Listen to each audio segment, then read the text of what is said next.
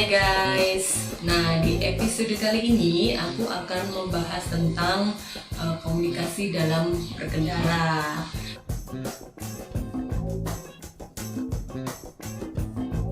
Nah, tanpa disadari, berkomunikasi dalam berkendara itu sangat penting loh guys. Contohnya waktu kita belok. Nah, di situ kan kita harus mengkomunikasikan dengan pengendara lain. Ketika kita menyalakan lampu sign ke kiri, artinya kita mau belok kiri, dan begitu juga sebaliknya. Kita kan tahu ya, ada guyonan yang emak-emak itu, kalau emak-emak itu signnya kiri, ternyata beloknya kanan, gitu kan? Signnya kanan, beloknya kiri. Nah, itu sangat berbahaya loh guys.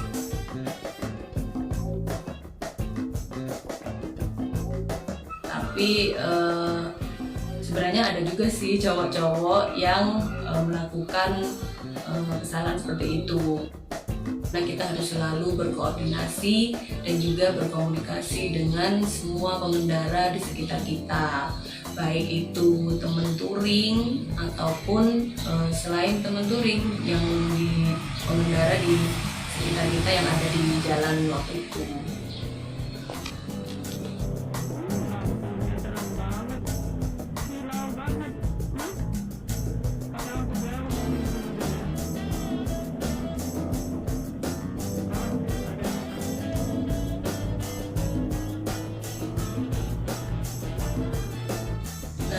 Apa aja sih media berkomunikasi dalam berkendara itu?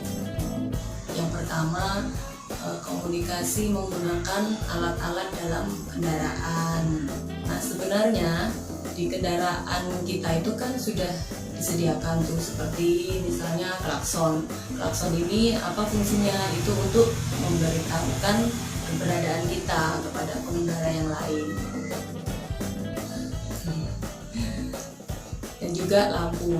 Selain untuk penerangan di waktu gelap, lampu itu juga berfungsi untuk sebagai informasi kepada pengendara lain tentang keberadaan kita di sekitar mereka. Yang ketiga, lampu lighting atau lampu sign. Nah, lampu sign ini untuk memberitahukan pengendara lain bahwa kita akan belok. Terus berikutnya ada lampu hazard. Lampu hazard ini biasanya lampu sign yang nyala dua-duanya itu ya. Nah, ini fungsinya apa? Lampu hazard ini untuk memberitahukan bahwa kendaraan kita itu lagi berhenti. Cuman kadang-kadang memang ketika touring itu beberapa rombongan itu menyalakan lampu hazard semua gitu loh. Itu nggak tahu ya, mungkin memang udah tradisi atau udah ini kesepakatan mereka atau gimana. Cuman menurut saya itu sebenarnya kurang tepat, karena lampu hazard sebenarnya kan untuk memberitahukan kita itu lagi berhenti gitu loh. Kalau kita menyalakan lampu hazard dalam perjalanan kita touring secara terus menerus, pengendara di sekitar kita tidak tahu kan kalau kita mau belok ke kanan apa mau belok ke kiri. Lampu rem. Lampu rem ini untuk memberitahukan juga ke pengendara lain bahwa terutama pengendara di belakang kita ya, bahwa kita ini sedang menurunkan kecepatan kendaraan.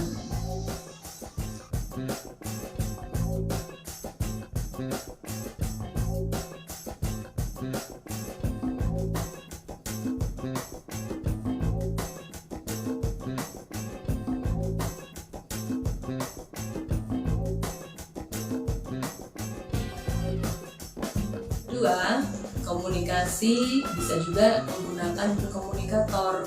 Nah, sekarang alat yang udah sering dipakai di kalangan para biker itu adalah menggunakan komunikator. Komunikator ini dipasang di helm ya.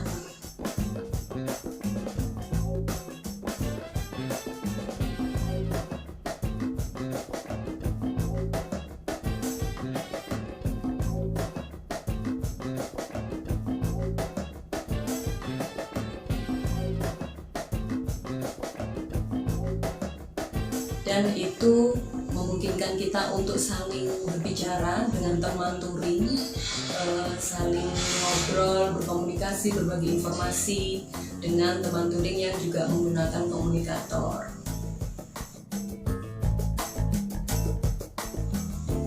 ketiga, komunikasi menggunakan kode-kode. Nah, ini penting banget dan para biker harus tahu, dan pastinya banyak kok yang sudah paham ya, karena setiap kali kita touring itu biasanya kita ada briefing dulu yang juga menginformasikan tentang kode-kode yang akan digunakan di jalan ketika touring. Misalkan kode 1 baris. Nah, ini road captain memerintahkan rombongan yang di belakangnya harus membentuk 1 baris dengan seperti ini kode. Nah, 1 baris. Dan juga ada kode 2 baris. 2 baris seperti ini. Nah, terus kode berhenti. Berhenti kepal tangan aja seperti ini. Oke. Terus juga ada kalau disuruh menurunkan kecepatan, mengurangi kecepatan, itu yang kayak melambai-lambai gitu.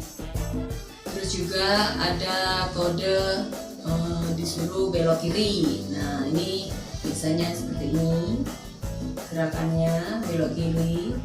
Ini kita sebagai biker di belakangnya road captain ini harus selalu awas, harus konsentrasi memang ya. Lalu setelah belok kiri ada juga kode belok kanan. Belok kanan, nah ini gini. Ini kenapa tetap pakai tangan kiri? Karena kita kan lagi pegang gas ya. Nih tanda belok kanan gitu. Dan juga ada kode yang memberitahukan, jadi pengendara depan kita itu berusaha memberitahukan kita bahwa ada bahaya atau ada rintangan, misalkan seperti jalan yang berlubang gitu ya, yang bisa membahayakan pengendara di belakang itu. Biasanya dia kasih kode dengan menggunakan kakinya seperti kayak di turunkan dari footstep gitu loh, agak sekitar 45 derajat mungkin ya, sekitar gitu. Kalau sebelah kiri dia nurunin kaki kiri, sebelah kanan dia nurunin kaki kanan. Cumannya terkadang itu yang pernah saya alami juga ya, pengendara dari lawan arah itu dia mungkin salah paham atau gimana, mengira ketika kita menggunakan kode nurunin kaki itu, dia mengira seperti kita nantang dia gitu loh. Jadi orangnya tuh kelihatan marah-marah gitu kan, sampai misu-misu gitu. Itu juga pernah saya alami. Nah, itu kalau mungkin buat orang yang belum ngerti, belum paham tentang kode-kode dalam bertouring. Nah, itu tadi sebagian contoh dari kode-kode yang sering dan biasanya dipakai oleh para biker ketika touring. Sebenarnya masih ada yang lain sih kode-kode, misalkan ya seperti kode kehabisan bensin yang ditunjukkan atau pengen minum, haus gitu kan, atau lapar atau apalah itu belum saya sebutkan satu-satu. Jadi yang saya sebutkan tadi yang sering kita pakai. Oke, baiklah, sampai jumpa lagi di episode safety riding berikutnya. Bye.